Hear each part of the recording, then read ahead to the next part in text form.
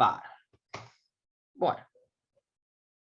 ¿Qué vamos a ver en esta unidad? Bueno, vamos a ver un poco lo del principio de la unidad 1 al mismo tiempo. O sea, vamos a ahondar en lo que es tiempo geológico.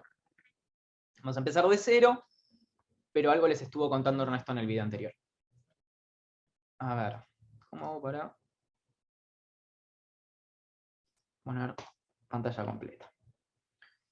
Bueno, esta es una diapositiva de Ernesto, en realidad de otro año, así que lo que yo voy a hacer es caminar sobre arriba de lo que su camino pavimentado, y al mismo tiempo les voy a ir agregando cosas que básicamente las voy a ir googleando, o sea, no va a haber una diapositiva mía, así que si quieren retomar algunas cosas van a tener que ver el video cuando lo suba, pero no se preocupen que van a ser simplemente con fines ilustrativos.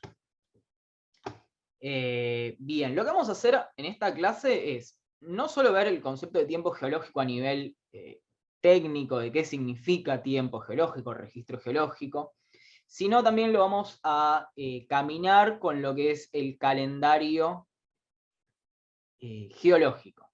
Esto le conté un poco la clase pasada, y es algo que tiene...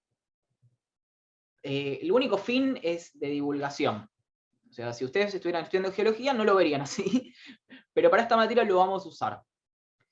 Y hay varias maneras de verlo. Una es, imagínense que la Tierra, la edad de la Tierra es un año. Hay otra manera que es, imagínense que la edad de la Tierra es un día. Y hay otro que es, imagínense que la edad del universo es un año. Hay distintas maneras de verlo. Yo lo voy a ver, lo vamos a ir viendo de varias maneras, pero una de las maneras que me gustan es ver la edad de la Tierra como si fuese un año. Entonces a veces voy a hablar como si fuesen meses, pero son meses metafóricos. ¿Qué significa esto? Que nosotros vamos a empezar con la Tierra como si fuese el 1 de enero de un año. Imagínense el 2022, un año geológico. Y esto va a ser con fines ilustrativos porque nosotros sabemos muy bien la distancia entre los meses, sabemos que enero está muy lejos de agosto, pero no tenemos ni idea cuál es la distancia entre el comienzo de la Tierra y, no sé, la aparición de los primeros dinosaurios. Lo podemos decir en millones de años, pero nos resulta contraintuitivo. Entonces, utilizando el calendario vamos a tener una escala para decir, uy, esto está más lejos que esto. O pasó muy poco tiempo geológico entre esto y otro. Si yo les digo mañana, es poco tiempo. En unas horas ya es mañana. Bueno, en nuestro calendario geológico, mañana van a ser 12 millones de años. Ahora va a quedar más clara la idea. Si alguno no me sigue, que me interrumpa. Y vamos a hablar muchísimo de fauna y flora. ¿Alguno sabe la diferencia entre geología y paleontología? Aunque me diga un concepto, me queda claro. Bueno, Sí. Y a tierra y paleontología serían los fósiles. claro, pero están muy relacionadas. Por ejemplo, ¿qué cosas haría un paleontólogo y qué cosas qué cosas haría un geólogo, puramente? Un geólogo capaz que se encargaría más de ver minerales, ¿no? O los paisajes, como nos comentaba Jenny. Y un paleontólogo va a estar más enfocado en el estudio de la geología, porque también estudian la geología desde el lado de los fósiles, que son los restos de organismos que pueden ser tanto animales, microorganismos o plantas, u hongos también, que hayan quedado en el registro geológico. Pero muchas veces me voy a referir a paleontología y geología como cosas a veces intercambiables, al menos en esta unidad. Pero bueno, acá como está en la diapositiva, es básicamente la parte biológica de la geología.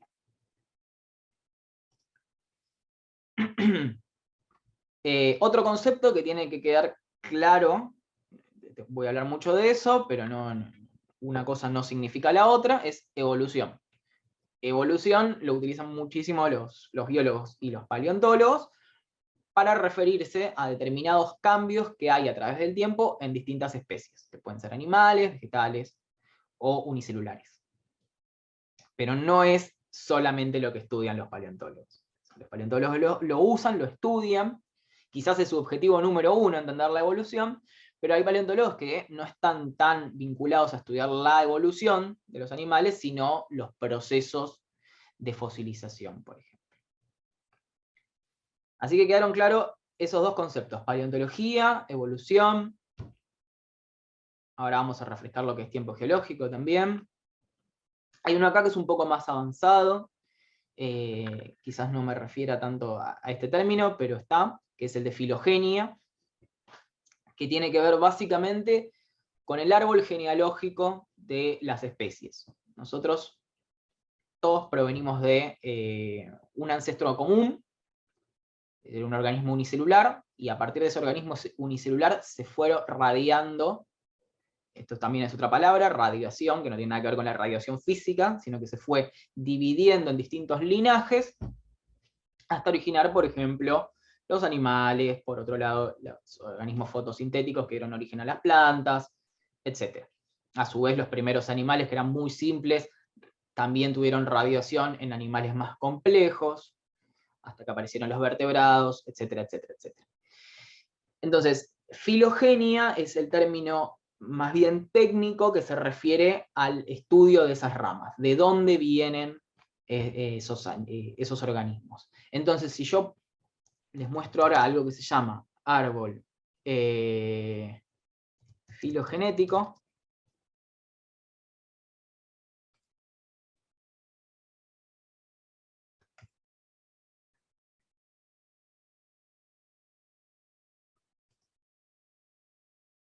acá van a ver árboles utilizados por los biólogos, o por los paleontólogos, de tres reinos principales. Es bacterias, arqueas y eucariotas. Eucariotas somos nosotros. Y acá tienen uno que es muchísimo más avanzado, donde tienen un montón de ramas. Eso básicamente es filogenia, el estudio de estas ramas. Volvemos a la presentación. Bien, y esto es uno más antiguo, ¿no?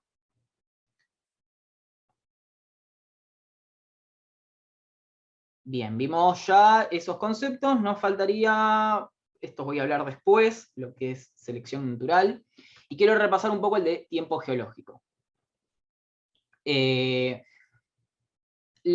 Tiempo geológico es eso, básicamente una cantidad determinada de tiempo, en realidad no una cantidad determinada de tiempo, sino una forma de ver el tiempo que está más relacionado en cambios graduales y que se dan a lo largo de millones de años principalmente.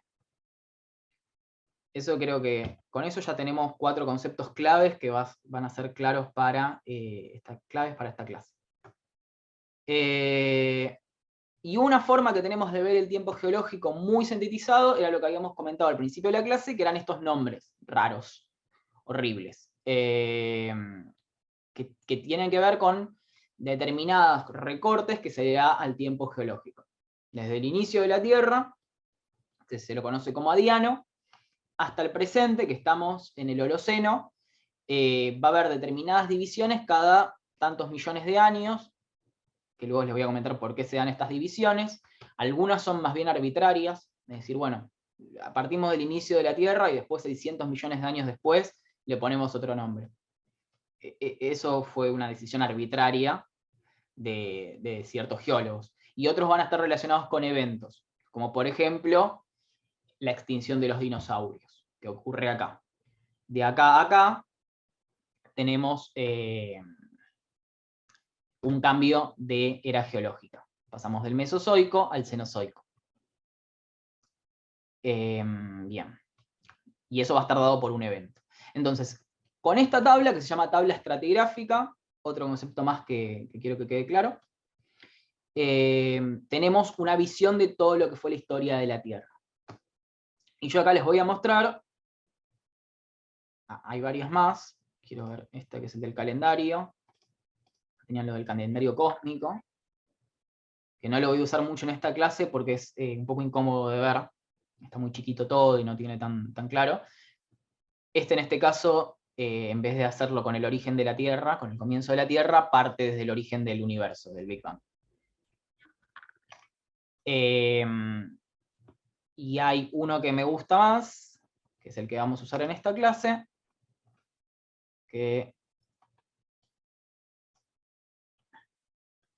no, era el mismo, perdón, porque este también comienza desde el Big Bang. El que vamos a usar en esta clase, va a ser un poco confuso esto porque acá, bueno, la diapositiva tiene con el Big Bang, pero el que vamos a usar, que les voy a pasar después este archivo, es poniendo el 1 de enero en el origen de la Tierra. Esto se los voy a pasar después. Pero tiene los nombres de las distintas eras, edades y periodos geológicos, y acá cuál sería el análogo en la fecha. Y acá los millones de años. Bien. Bueno, este por supuesto no tiene ningún análogo porque es la tabla estratigráfica que tiene simplemente los millones de años. ¿Cómo se lee? Se lee de derecha a izquierda. Acá tienen el inicio, 4.600 millones de años, que es en promedio, es muy difícil saber la edad de la Tierra. Este número que ven acá es un error, que luego les voy a comentar, en realidad es una incertidumbre más que un error, que también está puesto en millones de años, y es porque no cuesta saber con exactitud cuándo, cuál es la datación de un periodo geológico. Entonces, por ejemplo, para decir alguno, vamos a ir al Cámbrico. Bueno, si el Cámbrico es hace 541 millones de años, pero tiene una incertidumbre de más o menos 1 millón de años. O sea que alrededor de 541, 542. ¿Qué otra cosa más se puede ver en esta tabla? Bueno, en algunos casos la incertidumbre es poco clara, entonces lo ponen con este ñuflo, pero también significa más o menos alrededor de los 237, 227. Y estas estaquitas de acá, no importa mucho, tiene que ver con que está referenciado por algún evento o alguna roca que nos marca el cambio de edad geológica, o son límites más bien arbitrarios. Como les comentaba, se juntaron un montón de geólogos y dijeron, che, esto me parece un montón de millones de años para que tenga el mismo nombre, ¿lo dividimos? Dale, lo dividimos cada 200 millones de años. No es casual que estas divisiones más bien arbitrarias estén al comienzo. Mientras que nos acercamos más al presente, el presente estaría acá, vamos a tener divisiones cada vez más exactas y con menos incertidumbre. Porque esto capaz que para mí me parece una obviedad, y para muchos otros también, pero para otros no. Pero sabemos mucho más del presente que del pasado. O sea, mientras más nos vamos hacia los comienzos de la Tierra, más incertidumbre y menos rastros, menos pistas vamos a tener de cómo era la Tierra en el pasado. Entonces, claramente, mientras nos acercamos al presente, vamos a tener muchísimas más herramientas que vamos a ver a lo largo de la clase. ¿Qué más pueden ver? Bueno, como eran diferentes nombres, esto es como si fuese una mamushka, digamos. Hay nombres que se refieren a divisiones muy cortas, que bueno, acá está como stage o age, no importa, en castellano sería piso. Esto simplemente olvídense, y luego hay divisiones que ya nos van a sonar un poco más conocidas, como lo que pueden ser los periodos. Donde acá ya tenemos divisiones muchísimo más grandes, de decenas a centenas de millones de años, y donde algunos quizás no suenan de la cultura general, ¿no? Jurásico. ¿De qué les suena? Dinosaurios. Bárbaro. Por Jurassic Park. Bárbaro. Entonces, bueno, hay alguna división que nos empieza a sonar un poco más. Cretácico, Cámbrico. Estos son algunos nombres que estaría bueno que se lleven. No todos, algunos les vamos a hacer más hincapié que otros. Y después hay una división más grande de muchos millones de años, que, bueno, se llaman eras, y esas sí son las que quizás les tomemos en el parcial, que son conjuntos de periodos, básicamente. Y tenemos, si no me equivoco, son 5 eras, ¿no? Porque tenemos, bueno, lo que es, no, 6 serían. El Adiano, que al mismo tiempo es una era y un eón, no importa. El Arqueano, no, perdón, ahí me confundí mal, porque esta es una división tiene más divisiones, con eras. Pero volviendo acá a esta parte, tenemos divisiones de, ¿cómo se llama esto? Paleozoico, Mesozoico y Cenozoico, que son las 3 grandes divisiones más recientes. Y la otra división son Arqueano y Proterozoico, pero no tienen nombre de era, sino que tienen nombre de eón, o sea que son divisiones más grandes todavía. Seguro la palabra eón la habrán escuchado. Eón es como algo de mucho, mucho tiempo. Bueno, básicamente hay 3 eones, ahí está bien, lo dije bien. Que es el precámbrico, lo que sería el Adiano, el Arqueano, el Proterozoico y el Fanerozoico. Ahí sí tenemos 4 divisiones. Pero miren que es un poco capcioso porque la división en algunos les ponen al precámbrico también como eón.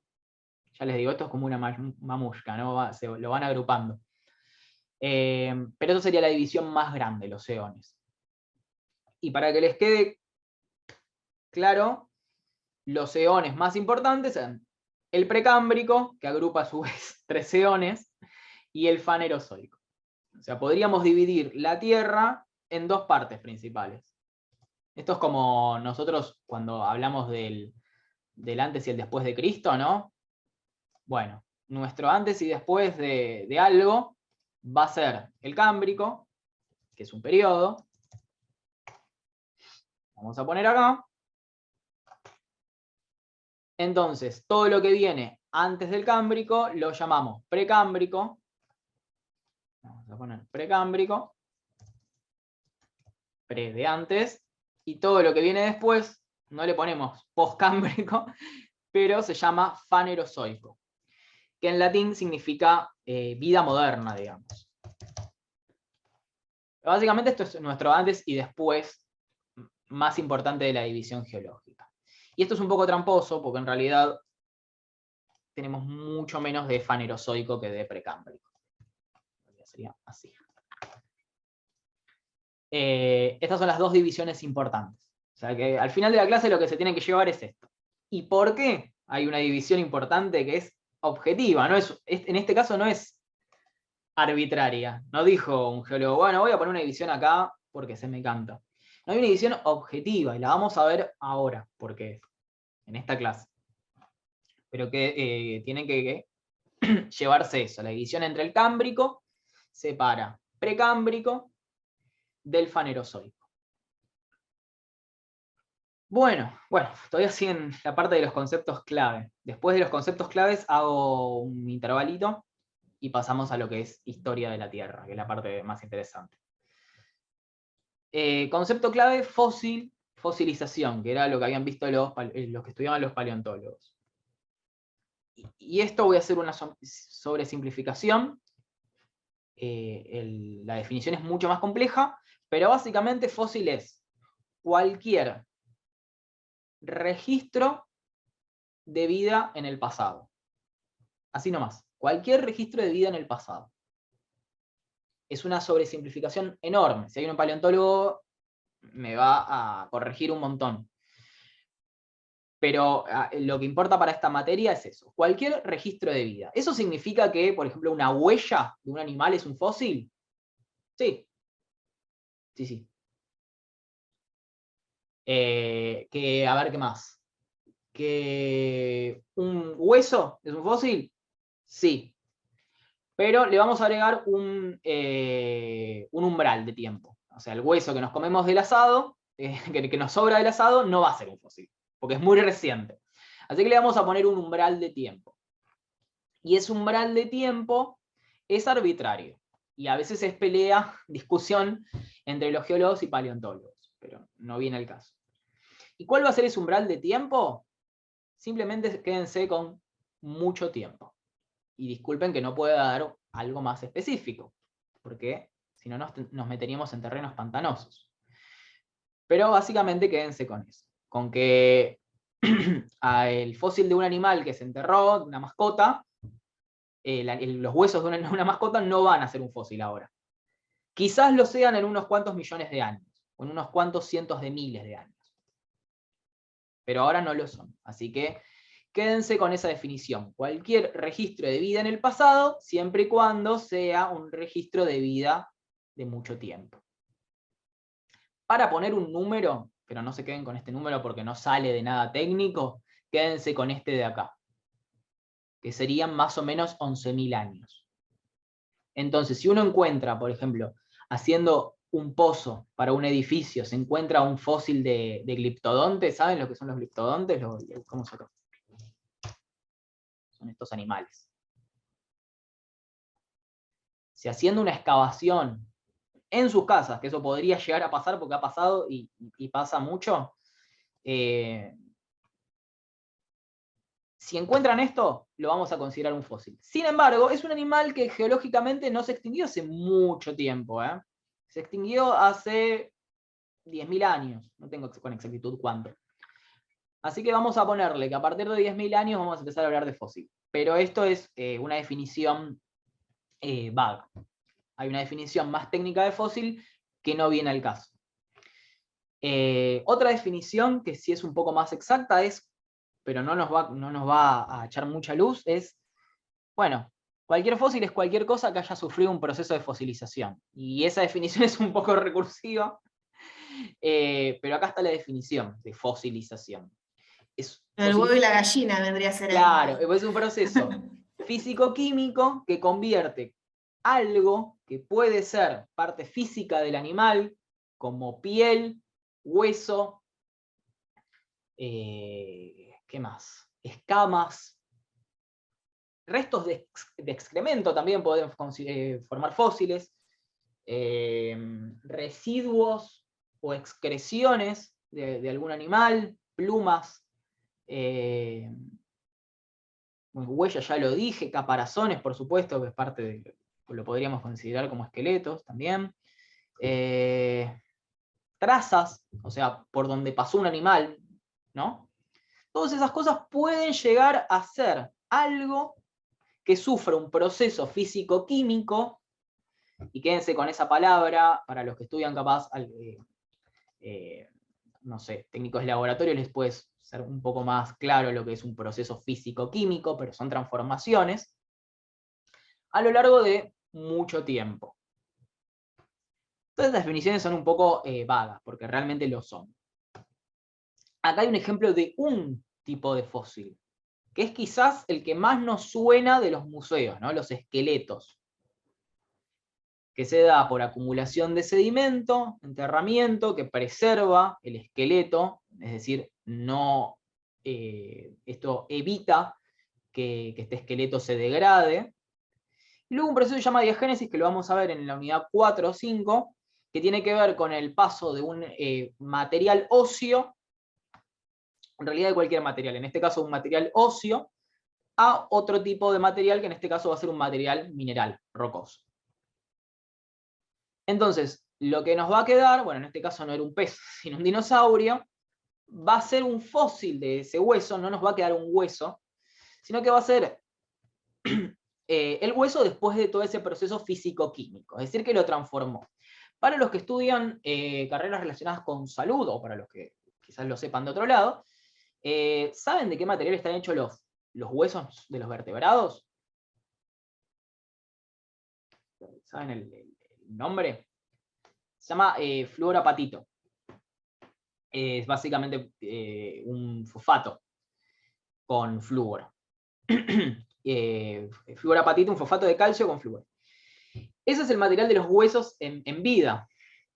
Pero cuando sufren el proceso de fosilización, todo ese fosfato de calcio se va a transformar en otro material, que puede ser silicatos o carbonatos de calcio. Entonces, muy poco queda de ese fluorapatito en este hueso de dinosaurio, por ejemplo. Va a ser otro material. Bueno, en este caso, claramente, como verán, es de un dinosaurio de esos grandes, de cuello largo, que se llamaban saurópodos. Este es un paleontólogo argentino, si no me equivoco es Diego Pol, es un paleontólogo que encontró bastantes animales de gran porte, se dedica a los dinosaurios. Pero también, como les comentaba, un fósil puede ser de distintos tipos de organismos. En este caso tenemos microfósiles.